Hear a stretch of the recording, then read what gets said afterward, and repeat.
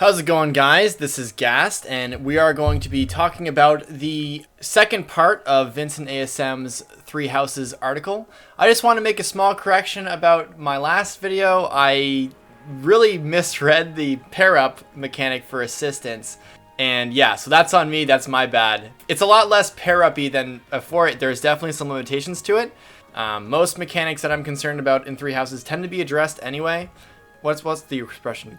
Optimistic caution, cautious optimism is what I'm looking for. But yeah, tried really hard to make sure I totally understand this whole entire article.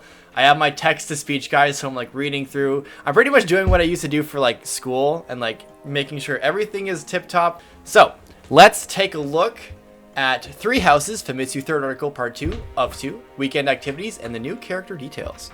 So the first thing that the Famitsu article mentions is some more stuff about the calendar. So basically you can spend your weekdays doing school stuff like teaching and that kind of thing. And the weekend seems to be opportunity for you to do a lot of side stuff. So paralogs, there's lots of activities like fishing and gardening and kitchen stuff. Just ways you can let loose and stroll around, that kind of thing. And just as a quick recap, there's 12 seasons, which are months. And then at the end of each month, you can play the big map moment in that chapter. Although it's funny because they call them field studies, which is kind of undercuts the significance. It's not really a field study, it's more like a actual chapter or a battle, so it's kind of a weird way to call it. I guess it kind of fits with the theme of everything, but field study kind of sounds a little goofy to me. So as I was rereading this article, one of the concerns I had about all these activities you can do is whether or not you can actually skip them and just progress through to the next field study. And that seems to be the case here with skip. So you can have two experience with playing Three Houses. You can go the really maybe the casual route where you're doing the activities, where you're doing the fishing and the planting and you're experiencing the kitchen thing. Or you can go faster and actually just play the paralogs and venture out. For me, I feel like that's more of an experience that I'm gonna lean towards. Because for me, the reason why I like Fire Emblem so much is because of how linear it usually is. You can just go from one chapter, go to the kind of the home base, or let's say for a recent example for Fates, you would go to the My Castle, do what you need to do, make your cooking meals, give them the boosts and stuff, and then go to the next chapter. So it was really, really straightforward like that. Whereas this game, there's so many more activities you can do, but that might not be the best thing for a lot of players. Like me, for example, especially if I'm doing a Let's Play or I'm really pressed for time, I may not want to do the fishing activity or the planting or the gardening and that kind of thing, and I just want to get to the next chapter. So being able to have that freedom to do that is in my opinion, a pretty cool thing. Now, that being said, one thing that might come up that might be a problem is what kind of happens if you skip these things.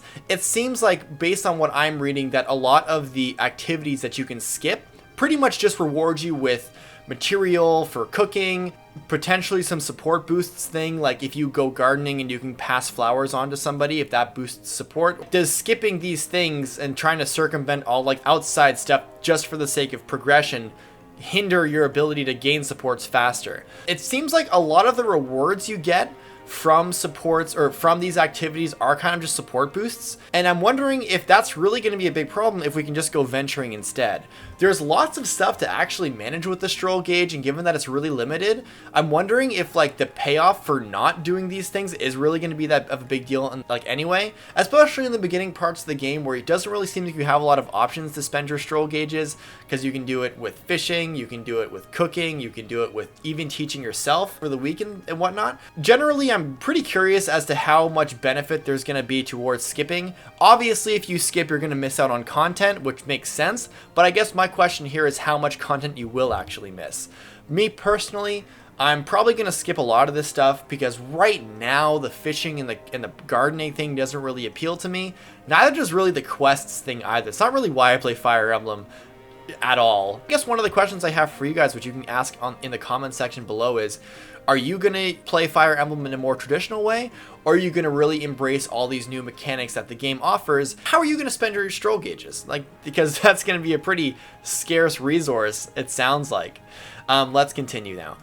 So for strolling, what you can do is spend time interacting with other characters. In the example here, what they show is Byleth talking to people in the monastery and mentioning that you can speak with teachers and students who are from other houses who are self-studying during the weekend. So people are studying on the weekend. As you can see, we have Mercedes here who's studying and asks if you want to pray together. And if you say yes, it actually boosts your support. And likewise with Bernadetta, she's catching you sneaking around, and then you tell her that you're looking for sweets, which also kind of boosts your relationship with her too. So strolling, you can kind of walk around and interact with other characters from other houses, which brings up the question, if you have, let's say, if you're with the Blue Lions or something, and you see other characters from other houses, and if you can actually boost your relationship with them, does that mean that in the future we'll be able to play with the other characters from the other houses? Because you can eat with the other characters, you can eat with teachers, that kind of thing. Teachers have their own class. There's still no real word on if there's going to be characters that can be outside of the house or outside of the Officers Academy, which is another concern that I have, but I'm sure there has to be some characters that aren't really from this group of students and teachers that we can recruit and play with, although we'd have to, I guess, recruit them to the Officers Academy. But if it works for Byleth, I'm sure it can work for other characters too. Now, quests is another thing that's new, which apparently also takes up your stroll gauge, and the quest highlighted here is called Helping the Chef. Apparently they need to help cooking for new ingredients, and you do get some cooking ingredients there, and some renown, which is back from Awakening and Echoes, which pretty much meant that the more renown you get, I think the more quests you can do, or the harder level quests you do. I don't know. This kind of seems like a fetch quest, and you pretty much just use it to gather more resources, which is, I guess, cool. I mean, in this example, that's what they're doing. This is sort of what I mean when it comes to the stroll gauge being really, really scarce. I'm sure the stroll gauge is going to increase. Most quests are probably going to take like one stroll gauge, and as you increase your stroll gauge use, you'll be able to do more things. So at the beginning, it seems like you're really limited on how you can use your stroll gauge, but as you progress through the game, you can do more of them. This is one of those things where I don't really know if I want to kind of do fetch quests and stuff. This is one of those things where I'm really happy there's a skip option, because for me, Fire Emblem isn't really about doing quests and helping NPCs out. It's more about kind of getting to the next chapter and playing that. Even with Echoes and their quests, it was pretty fetchy, and you had to like do other things and like kind of go in a certain order, you know, just like quests, you know, like it was a quest. You play RuneScape before, like that's the same thing. Although I guess some quests that are kind of more advanced are going to give you better material, like maybe there's a weapons quest where you get a really good weapon or something. So, you know, it's just like quests for RPGs. Sometimes you get, you know, food, sometimes you get money, sometimes you get swords or weapons and stuff. So even in the article says apparently some quests involve clearing special battles. Not only that, but you may be able to recruit certain battalions. So the more quests you do, the more renown you get, and then the harder the quests are, and the better your reward is. It seems like that's what's happening. Which is cool, I guess. That means I just have to spend my stroll gauge doing quests, which I'm just like, it's not really what I'm looking forward to, but I'll concede. So this was already mentioned in the last article as well, where Byleth can actually learn, and this actually makes sense, that each teacher focuses on a certain amount of professor levels, or the knight, who is in this screenshot right now, specializes in axe fighting and heavy armor, whereas Hanuman, the crest guy, focuses on bow, reason, and writing. Each professor focuses on its own proficiencies, and you can spend more time with that professor to get better in what you want to get better at. You get support points with the teachers as well, which I find is cool, because that must mean that they're going to be playable at one point. If you're pulling some Harry Potter stuff where like the teachers unite with the students to fight Voldemort and the dark forces and whatnot, I'm wondering if these guys might play some Jagan roles, or some Oifi rolls. Maybe this guy is like the next Seth, who knows. The next part is fishing, which is described as a QTE event where the better your timing is, you damage the fish's stamina to a point where you can capture the fish, and you can use the fish to sell for gold or use in cooking, which might take some stroll gauges as well. So it's like you're gonna go fish. I don't know, like that'd be kind of weird to spend a stroll gauge on a fishing activity with such a marginal reward, like a 1 gold fish or like a really basic meal type thing. It's one of those things where like I'll have to just kind of see if I like fishing or not. Literally in every single game that had fishing, I was like really not caring about it. I don't know what it is about fishing mechanics or fishing games, but I never cared. I think my fishing level in RuneScape was like 35. I think you could fish in Twilight Princess, but I like never did it because I didn't see the point in it. Didn't really progress the game. Whenever I think of like how am I gonna spend my heroic journey, fishing is something that I don't really think about. So yeah, it's gonna be one of those things where I might pass on this for the most part if I really don't need to do it. But it does have its own benefits because you can go to the mess hall and use the ingredients to make food with fish in it, I guess.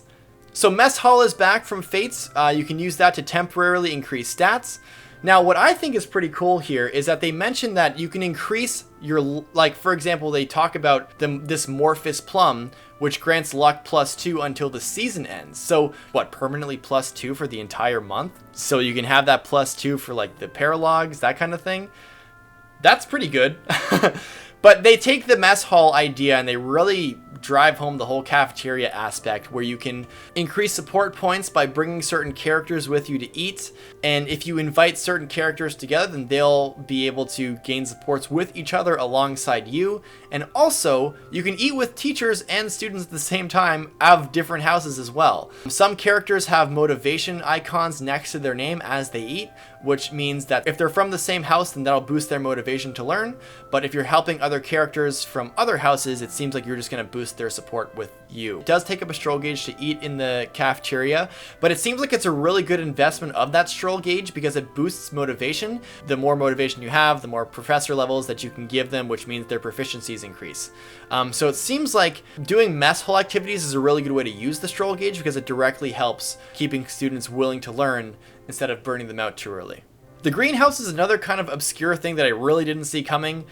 There's not a lot of detail when it comes to the greenhouse just yet, but I'm assuming it's kind of like fishing, where it's a strolling activity you can do. You can, grow crops or flowers. What I find is kind of cool here is that it says, meanwhile, flowers can be given as gifts, and there's a thing, which maybe indicates that flowers can boost supports with other characters. There's an S support system, that maybe flowers can be useful to really boost supports easily, because in Fates you can give gifts to people and that would increase their support and relationship with you. So I'm wondering if that's the same thing. You can also harvest these to get your own food, again for maybe some more complex ingredients. In Fates you started with kind of a level 1 mess hall and it increased. So as this game progresses, I'm assuming that you can make more complicated dishes and then get better boosts throughout the season. Another cool thing that I find is a really welcome addition to this open world is the ability to fast travel. If you've been to a place before and you can just kind of hop right there. Vincent ASM talks about all the dots and icons throughout the map. Some places in this map are blocked out because we haven't explored them yet. You can see your own students, other NPCs going on there. Now I'm really summarizing the article here, so if you wanted to take a deeper look yourself, if you haven't really read through it yet, or if there's something that wasn't really clear for you, go ahead and take a read through. It's always in the description. But I want to keep this video a little bit more concise than before.